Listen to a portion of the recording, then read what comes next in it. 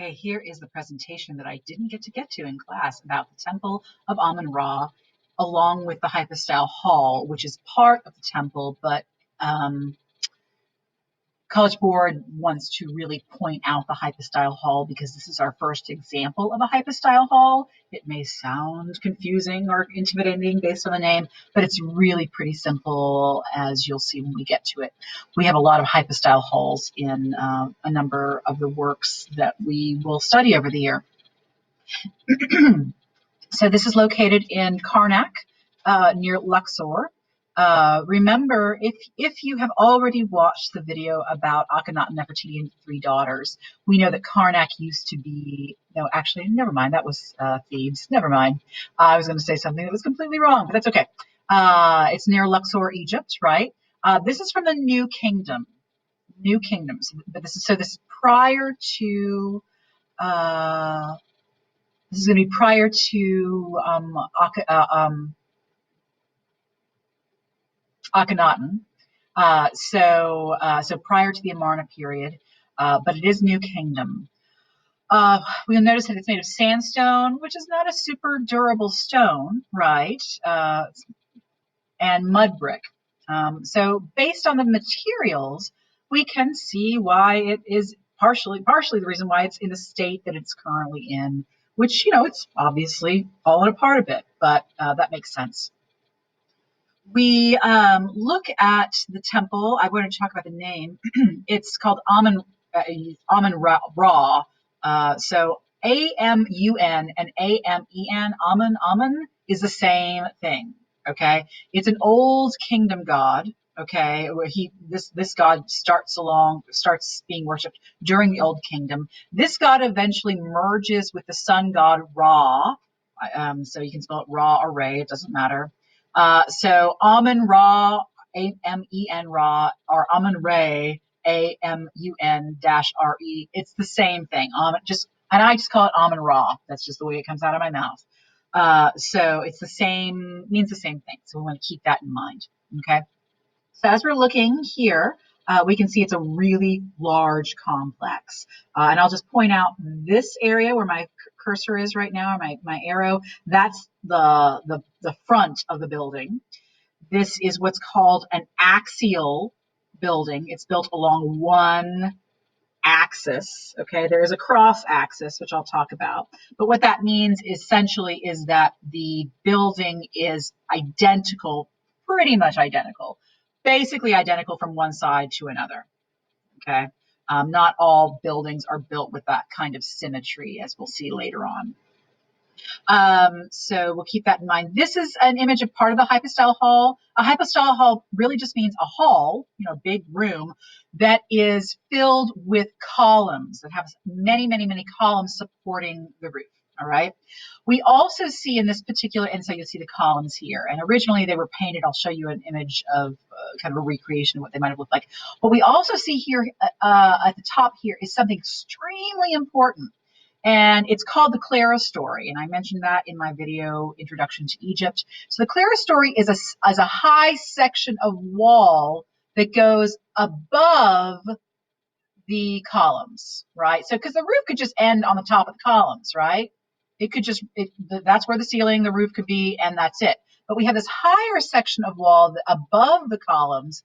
And what that allows is these windows to be placed in, and they're called clerestory windows. This is an architectural innovation. It allows light and air to get in the building in greater degrees than it would have if they weren't there, right? So I know it might not seem like a big deal, but trust me, I'll be talking about clerestories and clerestory windows for quite a while, especially when we get to Rome, and also when we get to the building of cathedrals. Okay. Oh, yes. All right. So here's the layout. I mentioned that it is an axial plan. So you can kind of see it's basically the same, symmetrical. Yeah, there are some small differences from one side to the next, right? So this is the main axis. There is also a cross axis, which I'll talk about in just a second. But this particular plan shows you who added what. AP is never going to ask you this, okay? So you don't really need to worry about it too much. We just need to kind of have an understanding of the plan. It's going to start with peristyle court, which I'll define for you in a moment. And then we get some hypostyle hall, and then we're going to get another hallway, and eventually we'll get into the area with the cult statue. I mentioned cult at some point already. I think if you've already watched the video about Akhenaten, Nefertiti, and 3 daughters, then you know cult really just does not mean something pejorative.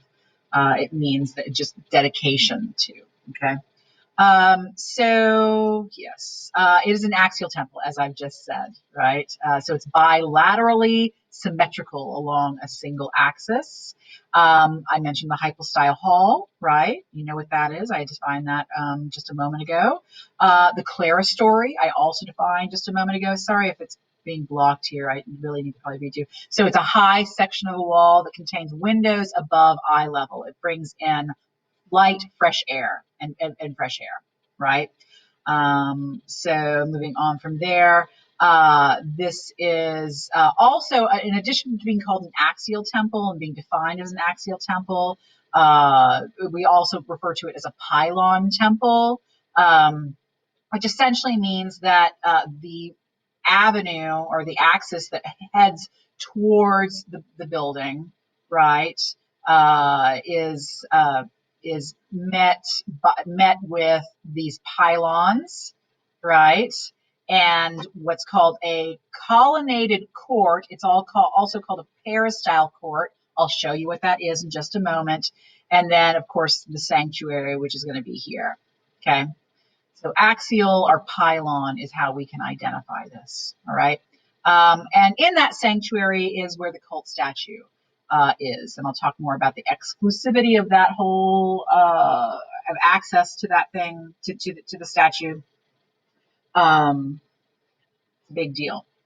The whole thing, the whole structure, and you can't tell from the image that we saw here, but was actually all brightly painted. You're going to hear me say that over and over and over and over again during the year, that it is a brightly painted structure or a brightly painted statue, even though we don't see the remnants of the paint anymore. Okay. It's mud brick, right? There used to be a mud brick wall actually around the whole perimeter, but it is gone now. And there was also a sacred lake. I believe it was about right here. And the sacred lake, this water was used in various ceremonies. And when the Nile flooded, it was water from the flooding of the Nile that would be used to fill the sacred lake. We know, of course, if you know anything about the history of Egypt, you understand how important that flooding of the Nile was in terms of making the soil fertile and making this area of the world livable and very habitable in terms of being able to have access to food. Okay. Hatshepsut, whom you may have learned about it or you may not have learned about it yet, depending on when you're watching this.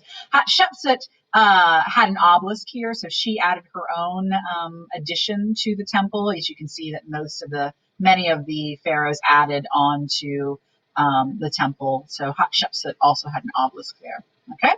All right, so I wanted to show you this image here. The site, hopefully it works. Yes. So I really was kind of pointing out this, right? So based on that kind of brown brick that we see, we wouldn't guess that it was as brightly painted as it is. And when I show you a picture of the pylons, which are these kind of sloped, there's a particular name for this kind of shape in geometry, but I don't remember what it is. This slope, right? It's 4 sides, which is a quadrilateral, but it's sloped, right? It has carvings, sunken relief carvings usually here, that were painted as well of different gods. So there's another image, right? Get a sense of the size of it. I'm going to make this presentation available to you if you'd like to explore this further. Go back here. All right, so an obelisk. I mentioned an obelisk when I was talking about, what was I talking about? Oh, the pyramids, right? Because I mentioned the obelisks are also understood to be topped with Ben stones, or that's what the top of the obelisk may be identified as. But so here's an obelisk, right? So it's made from one piece of stone. It's rectangular, but it's pyramidal at the top. Often it has, at least in Egypt, it's got writing in hieroglyphics on it. You'll find these all throughout Rome because the Romans got them from the Egyptians. If you look at it carefully and you think, huh, that looks like something else in the United States, yes, the Washington Monument is also an obelisk, although it's an obelisk in shape. It's not made of one piece of stone, but it's the same shape. And so you want to think of an obelisk as kind of being an axis point for spiritual or political power, right? So that's one way to think about an obelisk. So yeah, Washington Monument, but not one piece of stone. So pylons, right? It's these massive sloped gateways, and this is what's at the front of the temple, right? And I mentioned the sunken relief carvings, and you can see some up here as well, but this would have all been fully painted. Pylons. And then once you go through the pylons, you enter the peristyle court. You can also call it a colonnaded court. I call it peristyle. But basically you have columns that run along the whole perimeter. And most of the time that the center space is usually empty, or it may have like a garden and trees in it as well. All of these columns would have been decorated and painted, right? We can see more sunken reliefs up here on the other side of the pylons. Not everybody could go to the temple, right? Pretty much anybody could stand outside of it, but getting into it, into the peristyle court, and then getting into the hypostyle hall, and then getting into the second court area, and then the second hypostyle hall, and then finally into the cult statue area with the sanctuary with cult statue area. It gets progressively more exclusive.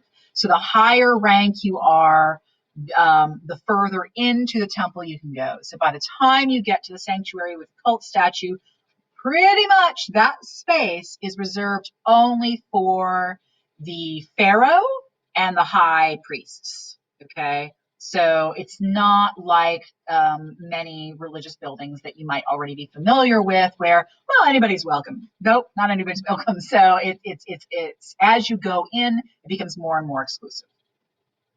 So I already mentioned colonnaded court, right? And there's the hypostyle hall, another view of the hypostyle hall, right? Obviously it's fallen apart. Okay. This is actually I took this at the Met in New York. They have a miniature temple at the Met. If you ever have interest, it's a very small temple, not nearly as large as Karnak's, but it's a miniature actual Egyptian temple that was brought. I think it was given to the United States as a gift for help with the Suez Canal, as I recall. But anyway, the capitals you can see here are kind of bell shaped here. And they represent lotus leaves, and also some of the capitals, not these, but could also be in the shape of papyrus leaves, suggestive of papyrus leaves. And that's going to be important because when we get to, for example, Greece and the Etruscans and the Romans, there are different kinds of capitals. So most of the time, different cultures use different capitals. And what's a capital? I didn't define it for you. It's the top. It's the decorative top of a column. Okay. This is a lousy picture that I took at the Met explaining that, but you can see. So here would be a capital with the painted papyrus on it, and the kind of the longer shape there. But we can see the brightly colored. And here's a better shot of the clerestory windows. Remember, this is a high wall is the clerestory, and the windows there are clerestory windows. No, there's no glass, right? They don't have that, they're not making glass in that way at this point. Okay. But they don't want blocking on it because they want to be able to let light in, right? And so you want to think about the hypostyle hall as you're walking through the hypostyle hall, and which is a darker place, right? It's a big room, darker place. We do have these rays of light coming through the clerestory windows, but you can imagine what kind of sacred, again, deeper, more and more exclusive experience this is, right? Darker and darker and more exclusive, and how that relates to the approaching of the god. You can see all the hieroglyphics here as well. So I mentioned the cross axis, right? That's basically kind of the middle axis, but it is an axis perpendicular to the main axis, right? And the cross axis at Luxor, at our temples at Luxor, has ram-headed sphinxes. Some you can see here. Rams were sacred to the god Amun, or Amen, right? This is just an image of the cult statue that you see, not at Luxor, but at the temple at the Met in New York. We can't get in there, or we're not allowed in. I guess maybe because I'm not a pharaoh, but you can see the statue, which is not in full shape anymore. But let me show you that. Again, everything was painted. Everything was painted. Everything was painted. This is actually, they did not paint the side of the temple at the Met, but they project light onto it to show you what some of the paint would have been like. But again, this is all sunken relief, right? Because it's carved in rather than the image coming out at you. All right, one more image I want to show you. Not image, but okay. So what this is it takes you through the parts of a temple, right? Specifically for New Kingdom temples. So we start with the pylon, right? We already know there's the sloping gateways. They usually have some kind of decorative either columns or sphinxes leading up to that gateway. And this particular one also has some obelisks and monumental statues. But again, you can walk up here, but unless you're somebody special, you can't get past the gate, right? So going back to, am I going to the right place? Yes. So from there, you get to the courtyard, which again, I call the peristyle court. I'm not going to click on but again, you have access to this presentation. So if you'd like to go further into it, you absolutely can. So it was a large open room. There was no roof, right? Because it's a courtyard. Courtyards don't have roofs on them. Again, sometimes those courtyards were used, had gardens and trees and things like that in them. All right. So we go back here, and then we get to the hypostyle hall, right?